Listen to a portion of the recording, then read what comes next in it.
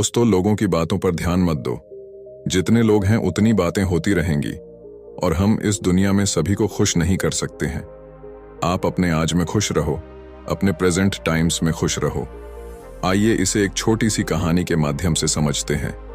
यह कहानी एक राज्य में रहने वाले एक बूढ़े व्यक्ति और उसके बेटे के बारे में है, जो जंगल की लकड़ी को बेचकर अपने जीवन का गुजारा करता था। उसका एक लोअता बेटा था। उसका बेटा सेना में जाता था और वह दोनों काफी गरीब थे। लेकिन वह जो बूढ़ा आदमी था, वह अपनी अजीब बातों और अपने सफेद घोड़े के लिए जाना जाता था।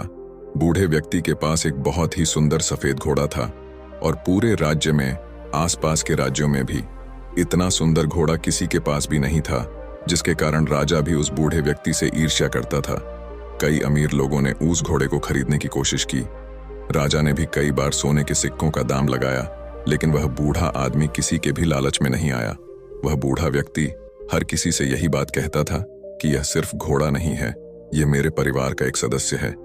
यह कोई संपत्ति नहीं है। मैं पैसे के लालच में आकर अपने परिवार के सदस्य को कभी नहीं बेच सकता। रात का समय हो गया था और वह बूढ़ा आदमी और उसका बेटा दोनों ने खाना खाने के बाद वह लड़का सो गया और उसके पिताजी धोंडे को सारा डाल के अपने घर के बाहर अपने बिस्तर पर सो गए।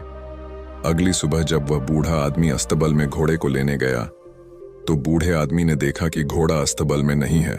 बूढ़े आदमी ने उस घोड़े की बहुत तलाश की, लोगों से भी पूछताछ की, लेकिन उसका घोड़ा कहीं नहीं मिला। वह बूढ़ा आदमी काफी परेशान हो गया था। उसे लगता था कि उसका घोड़ा किसी ने रात में चोरी कर लिया। कुछ समय बाद यह खबर पूरे राज्य में आग की तरह फैल गई। कई लोग वहां आ गए थे और बातें करने लगे।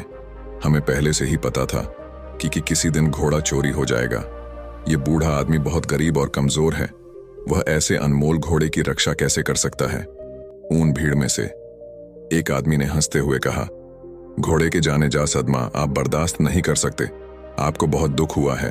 वह घोड़े इकलौता आपके कमाई जा जरिया था। आपका इससे बुरा भाग्य और क्या हो सकता है? अगर आप घोड़े को पहले ही राजा को बेच देते तो आपको अच्छी रकम मिल जाती और आप अपना बुढ़ापा आराम से गुजारते। बूढ़े व्यक्ति ने किसी की बात पर कोई जवाब नहीं दिया। उसने बस इतना ही कहा, जो कुछ भी है सब ठीक है। सच तो सिर्फ इतना है कि घोड़ा अस्तबल में नहीं है। बाकी जो होगा देखा जाएगा। इस घटना के करीब 2 महीने के बाद रात को वह बूढ़ा आदमी अकेला अपने घर के दरवाजे पे बैठा था। तभी अचानक रात को घोड़ा वापस आ गया। घोड़े को वापस देखकर वह बूढ़ा आदमी बहुत खुश था। उसने सोचा कि घोड़ा चोरी नहीं हुआ था, वह जंगल में भाग गया था। लेकिन आश्चर्य की बात यह थी कि घोड़े के साथ उस नस्ल के 15 और घोड़े आ गए थे। फिर अगली सुबह यह खबर पूरे राज्य में जंगल की आग की तरह फैलने लगी। लोग इकट्ठा होने लगे और उस बूढ़े व्यक्ति से बोले, आप सही थे। घोड़े का जाना कोई दुर्भाग्य नहीं था। यह तो आपके लिए एक वरदान साबित हुआ है। आपके पास अभी एक नहीं 15 और घोड़े हैं। आपकी किस्मत अब बदल चुकी है। अब आप घोड़ों के व्यापारी बन सकते हैं। वह बूढ़ा आदमी शांत रहा और बोला, सच तो यह है कि घोड़े के साथ 15 और घोड़े आ गए हैं। जो कुछ भी है सब ठीक है। आगे जो होगा देखा जाएगा। उस बूढ़े व्यक्ति के बेटे ने जंगली घोड़ों को वश में करना सीखना शुरू किया। लेकिन घोड़े जंगली थे तो जल्दी वश में नहीं आ रहे थे।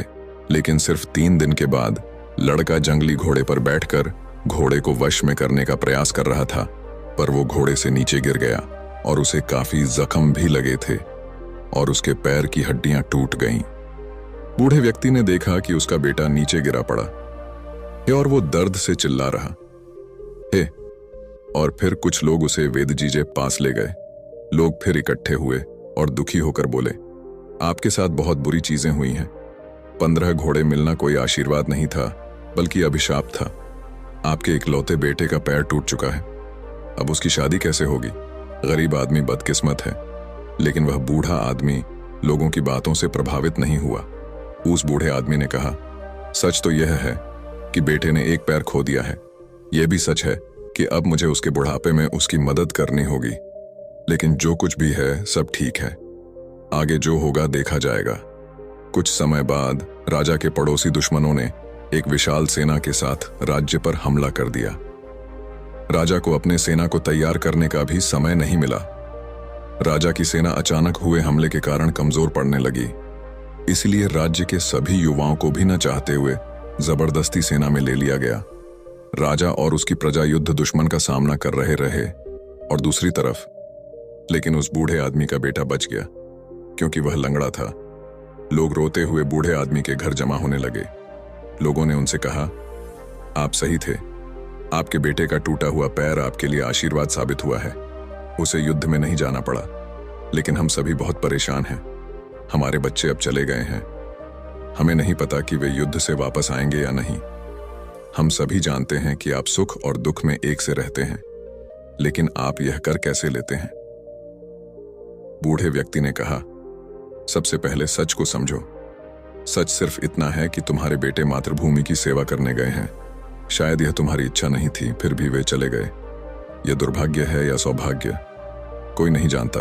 वह आगे बोला, जब तक आप लोग चीजों को अच्छा या बुरा कहने की आदत नहीं छोड़ेंगे, तब तक आप परेशान होते रहेंगे। भाग्य की देखभाल क्यों करनी है? अगर करना ही है तो अपने कार्यों का ध्यान रखें, अपने विचारों का ध्यान रखें और खुशी से जीवन जीते रहें।